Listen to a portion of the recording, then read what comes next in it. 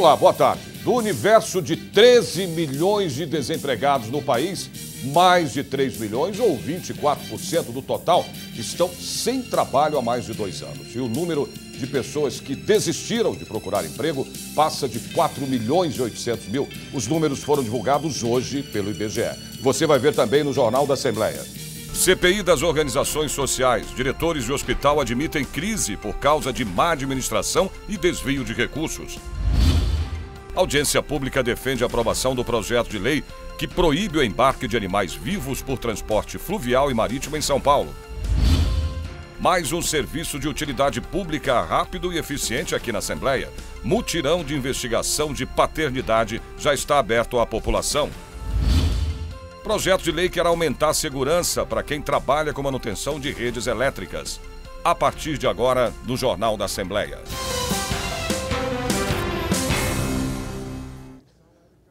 A Assembleia Legislativa comemora os 20 anos da Superintendência da Polícia Técnica Científica de São Paulo.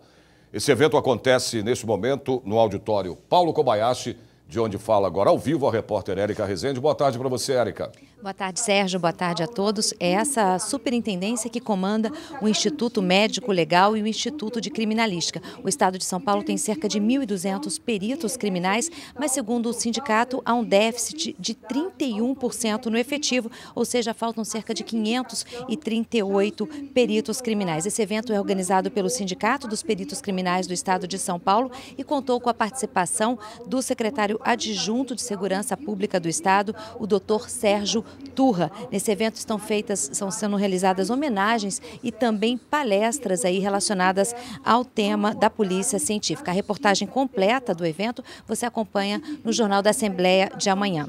Sérgio. Érica, obrigado aí pelas informações do auditório Paulo Kobayashi. Bom trabalho para você.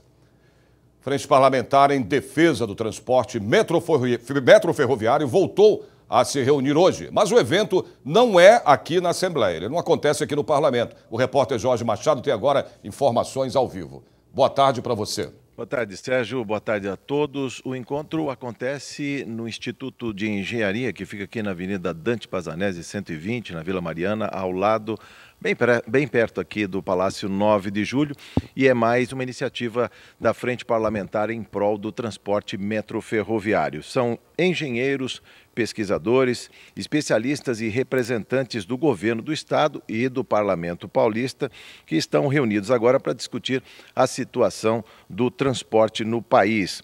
O Estado de São Paulo, por exemplo, é o maior consumidor de minérios do país, agregados da construção civil. São 150 milhões de toneladas de areia e brita por ano, praticamente todo esse volume transportado em rodovias, é o equivalente a 15 mil carretas que circulam por dia nas rodovias paulistas. Essa carga poderia, em parte, ser transportada pelas hidrovias que estão sendo subutilizadas, Sérgio. Obrigado pelas suas informações, Jorge. Bom, mesmo sem quórum, deputados da CPI que investigam irregularidades em contratos de organizações sociais de saúde ouviram 2 representantes de um hospital de São Paulo.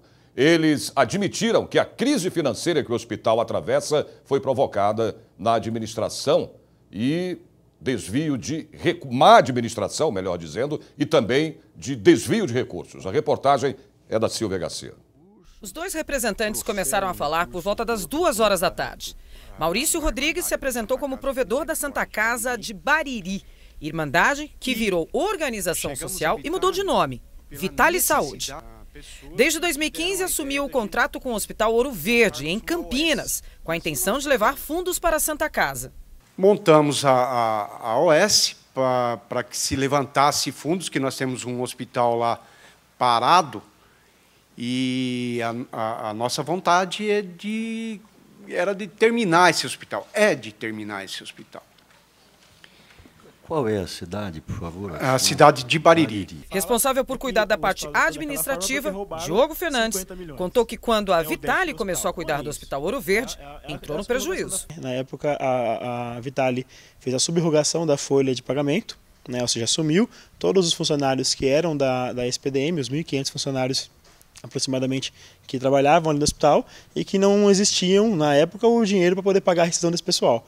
Né? Então nem a SPDM tinha, nem a Prefeitura tinha, né? Então houve uma pressão aí para a Vitale, na época, subrogar a folha de pagamento, que foi o que causou aí esse déficit mensal de aproximadamente 3 milhões. Por conta da má administração e desvio de dinheiro, os antigos diretores da Vitale Saúde estão presos. E hoje, o hospital amarga uma dívida que passa da casa dos 50 milhões de reais. Em outro momento da oitiva, o provedor da Santa Casa de Bariri, Maurício, disse que o dinheiro que a Irmandade deveria receber viria da taxa de administração do contrato com o Hospital Ouro Verde. Isso nunca aconteceu. Que era um meio de se escapar, de levantar fundos na época, né? Se pensava nisso, que a gente conseguiria levantar fundos para manter a nossa Santa Casa e dar uma ribada, vamos falar, né? No nosso hospital. Agora, parlamentares da CPI querem ouvir os sócios por trás da organização social Vitale Saúde. A comissão parlamentar de inquérito termina dia 17 de setembro.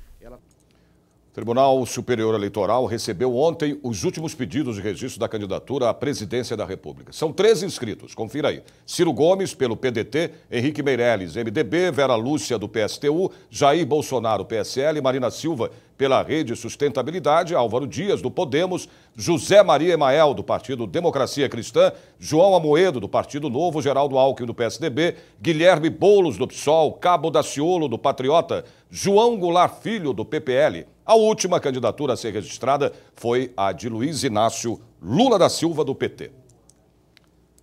E a Assembleia Legislativa presta mais um serviço importante e gratuito à população de São Paulo.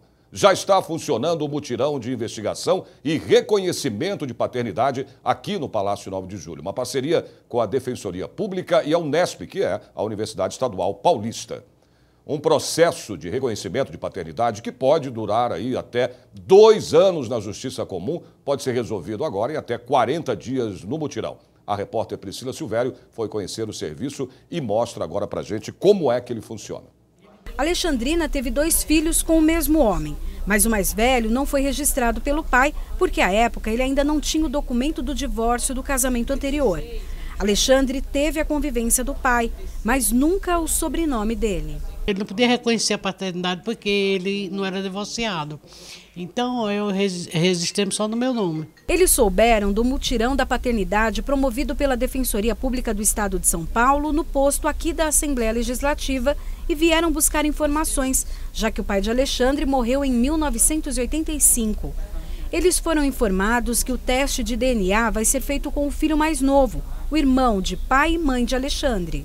A falta do reconhecimento da paternidade deixa um vazio na vida dos filhos e no documento também. Esse aqui é do Alexandre, só tem o nome da mãe. Ele espera há 42 anos para ter o nome do pai aqui. E agora vai conseguir. Faz falta, né? Inclusive em busca de direitos. Meu pai, ele tinha posses na época, e acabou que não remeteu para minha mãe, nem para mim direito de herança nas situações, né? Então isso que acontece, porque a gente fica perdido também.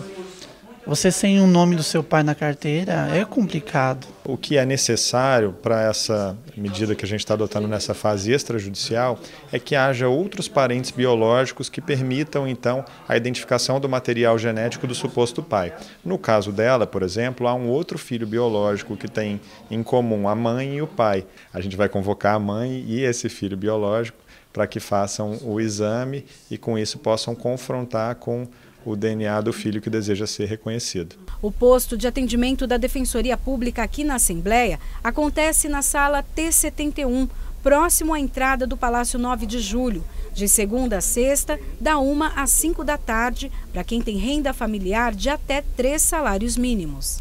Anote aí, a Assembleia Legislativa fica na Avenida Pedro Álvares Cabral, número 201, em frente ao Parque do Ibirapuera. O horário de funcionamento do mutirão de investigação de paternidade é da 1 às 5 da tarde.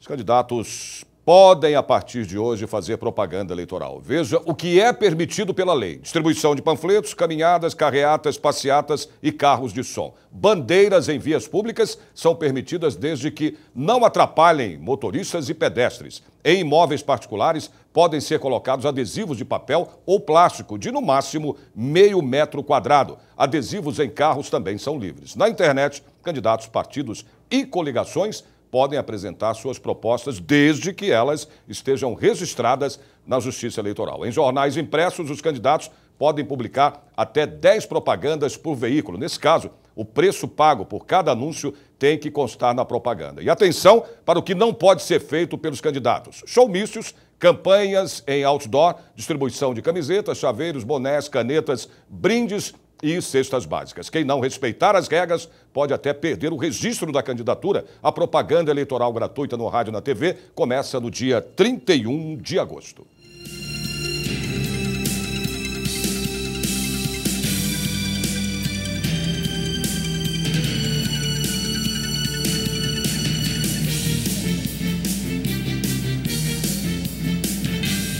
Audiência pública aqui na Assembleia Legislativa defende a aprovação do projeto de lei que proíbe o embarque de animais vivos por transporte fluvial e marítimo em São Paulo. Os detalhes você tem em um minutinho. Até já.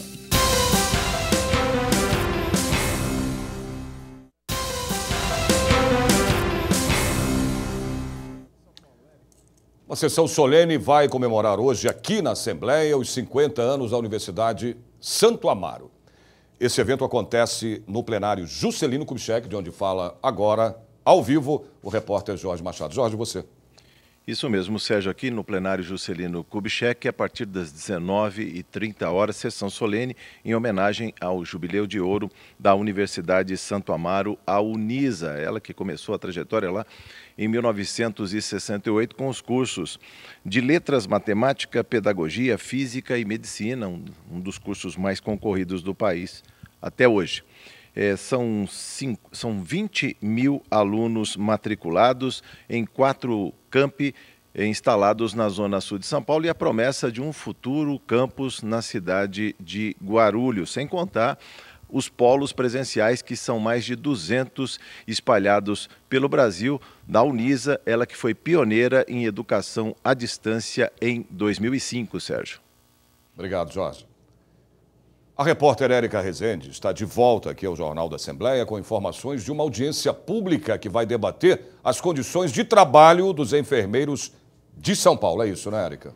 É isso mesmo. Deputados, representantes de sindicatos ligados à área de enfermagem e também instituições de ensino participam dessa audiência pública e o objetivo é discutir as consequências da reforma trabalhista para o mercado de trabalho.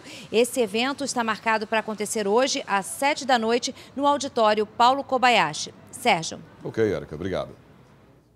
São Paulo, estado com maior população, tem também o maior colégio eleitoral do país. São mais de 33 milhões de eleitores. A cidade de São Paulo é a que tem o maior número de eleitores, mais de 9 milhões. Em todo o país, o número de pessoas aptas a votar é de mais de 147 milhões. O primeiro turno das eleições é no dia 7 de outubro. O segundo turno acontece 3 semanas depois, no dia 28 de outubro. Defensores dos direitos dos animais participaram de uma audiência pública aqui na Assembleia. Eles pedem a aprovação do projeto de lei 31 de 2018, que proíbe o embarque de animais vivos no transporte marítimo ou fluvial no estado de São Paulo. O repórter Jeremias Gomes acompanhou tudo. Segundo os ativistas, no caso do transporte dos bois vivos para abate na Turquia, são mais de 10 horas de transporte sem água ou comida dentro de um caminhão. Os animais apanhariam e levariam choques para subir no navio. A ativista Magali diz que o embarque de cerca de 27 mil bovinos com destino ao porto de Iskenderun, na Turquia, em dezembro de 2017, foi alvo de uma comoção social e liminares da justiça proibindo o transporte. No Brasil, a lei obriga que se use a dessensibilização, que é aquela pistola pneumática, né? Acho que é comum ver o animal com aquele revólver na cabeça. Aquilo é um tiro, né, que vai fazer o animal perder um pouco a consciência. Então, quando ele é abatido, ele não percebe que ele está sendo morto. O sofrimento é menor. Na realidade tem essa função, nem sempre acontece, mas a função é impedir que o animal saiba, né, ele sinta toda aquela dor de ser abatido. Isso não acontece na Turquia, por exemplo? É proibido. O animal tem que ser abatido no abate halal, que é um abate que não há dessensibilização.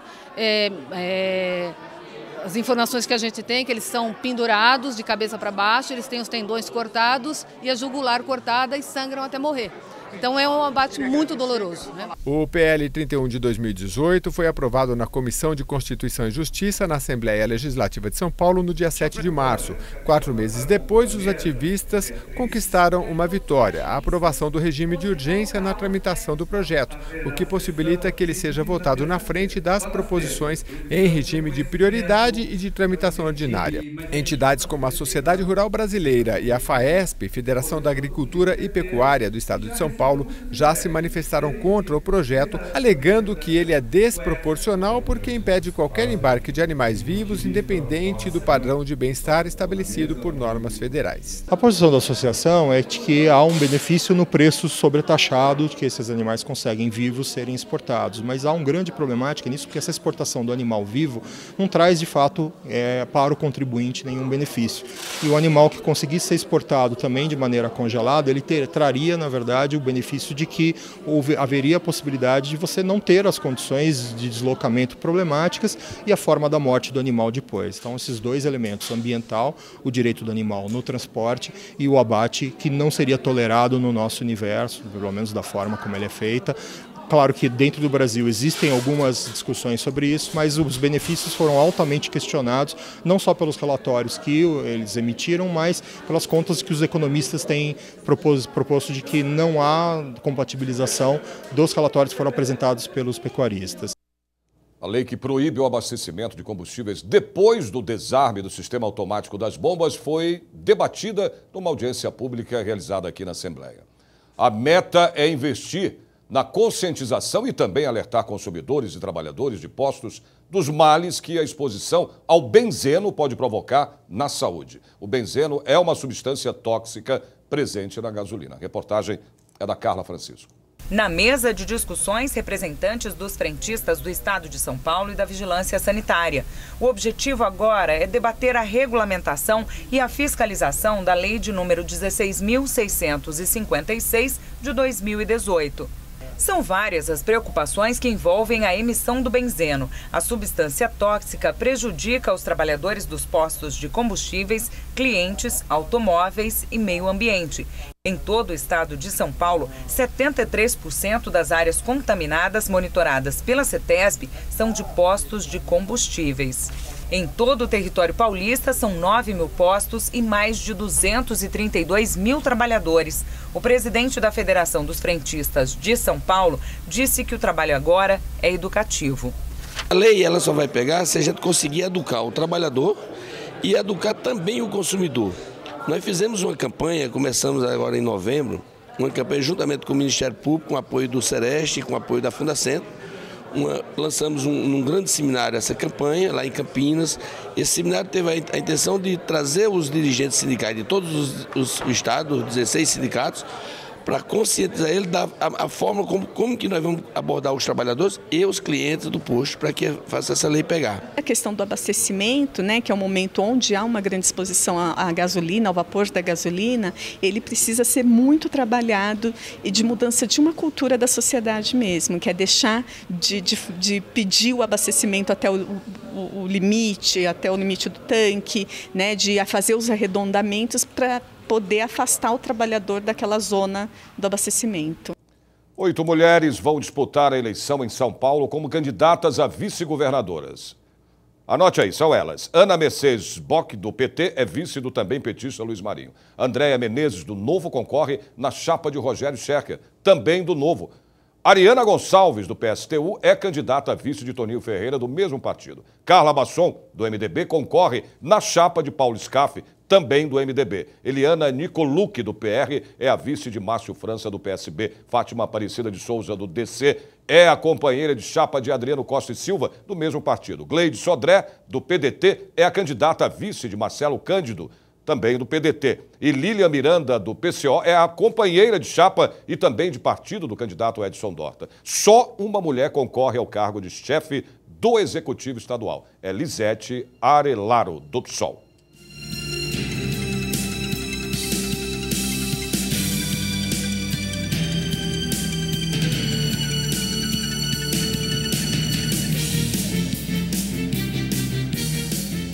Projeto de lei quer aumentar a segurança para quem trabalha com manutenção de redes elétricas. Nós voltamos em um minutinho. Até já.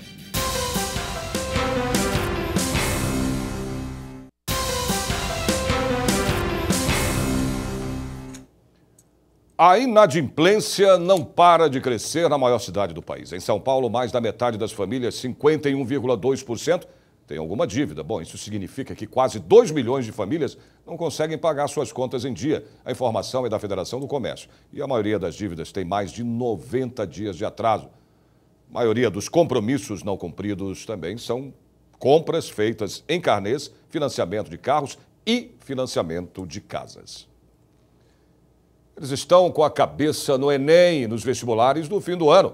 Para se sair bem nas provas que vêm por aí, todo o conhecimento é bem-vindo, claro, né? Por isso, estudantes do último ano do ensino médio de uma escola do Parque São Rafael, na zona leste de São Paulo, visitaram o Palácio 9 de Julho, a maior casa de leis estaduais da América Latina. Antes de conferir o trabalho parlamentar, os alunos prestigiaram as atrações culturais do Palácio 9 de Julho. No Espaço Heróis de 32, viram a mostra de quadros Arte e Cidadania, do artista plástico Nerival Rodrigues, que com olhos sobre tela, retrata a atividade rural e o folclore brasileiro. É a primeira vez que estou vindo e eu nunca imaginei que, ao chegar aqui, a gente iria encontrar uma exposição. Eu imaginava que quando a gente chegasse aqui, a gente ia encontrar um ambiente bem sério, com advogados. A visita continuou pelos corredores da Assembleia. No plenário Tiradentes, os jovens acompanharam a CPI das organizações sociais da saúde. Depois, no principal plenário da Casa, Juscelino Kubitschek, conheceram um pouco mais do poder legislativo. Em sala de aula a gente sempre discute questões políticas, a elaboração de leis e coisa e tal. Então nada melhor do que os alunos virem até a casa onde essas leis são elaboradas, conhecer como é que é o andamento, como que isso se dá, né? Até porque daqui a pouco são eles que vão eleger os parlamentares que vão reger as leis aí do Estado. É interessante que as pessoas compareçam a entender como os políticos, deputados, senadores fazem a votação do povo, que acredito eu que as pessoas que colocam eles aqui, então nada melhor do que as pessoas comparecerem e verem o que eles estão fazendo por nós. As visitas monitoradas podem ser agendadas no Departamento de Comunicação Social, pelos telefones 3886-6628 ou 3886-6626. O aniversário de 20 anos da Igreja Assembleia de Deus Ministério Jardim Augusta, que congrega na região leste de São Paulo, foi comemorado numa sessão solene aqui na Assembleia Legislativa.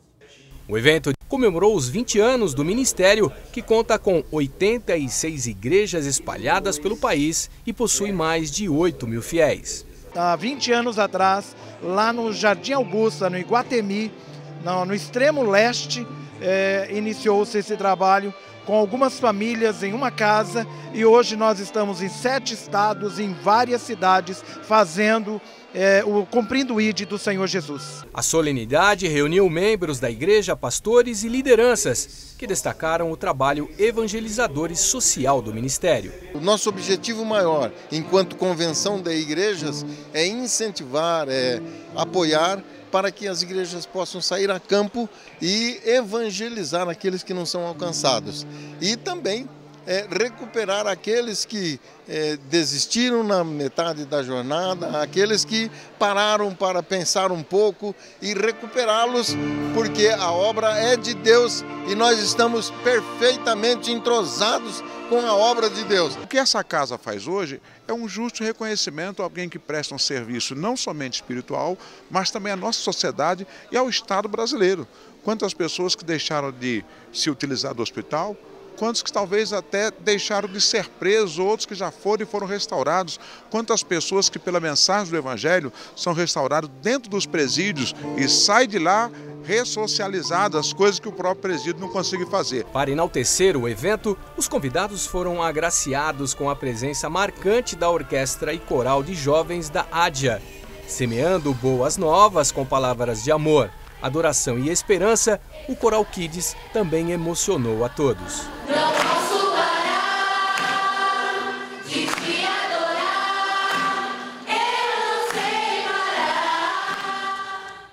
A falta de informação e equipamentos adequados podem provocar acidentes graves quando se trata de rede elétrica, né?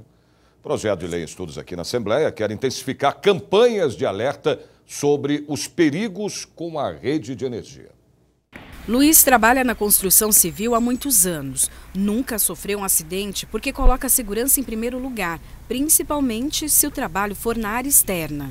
Nunca trabalhar com material que seja condutor elétrico, por exemplo, cabos de alumínio, ferro, barra de ferro, essas coisas são fundamentais para que você evite. Sempre usar um material isolante, de madeira, plástico. E Luiz precisa tomar cuidado mesmo, porque é na construção civil que os acidentes com energia elétrica mais acontecem. A principal razão na construção civil, que é a principal causa dos acidentes, com letalidade inclusive, é a iniciativa que o morador faz em fazer seu puxadinho na sua residência. Significa dizer, ele vai usar uma escada, geralmente as escadas mais recentes são de alumínio, usa vergalhões para fazer seu concreto armado, os dutos, etc. Nos fios mais baixos de um poste, a eletricidade se divide entre 110 e 220 volts. Em 2017, segundo a Associação Brasileira de Distribuidoras de Energia Elétrica, o país registrou 773 acidentes envolvendo eletricidade, com 240 mortes. Mesmo com propagandas em rádio, TV e até nas contas de consumo, o número de acidentes envolvendo energia elétrica caiu muito pouco. No Brasil, de 2001 a 2016, a redução foi de 26%, uma média de 2% ao ano. Para aumentar esse índice, tramita aqui na Assembleia Legislativa do Estado de São Paulo um projeto de lei. O projeto de lei é o de número 50 de 2017, que dispõe sobre a indicação expressa do risco de morte por contato acidental com a rede elétrica. A iniciativa é muito boa. Quanto mais informação, melhor, né? Para que a população esteja mais atenta e mais proveniente do que pode acontecer, né?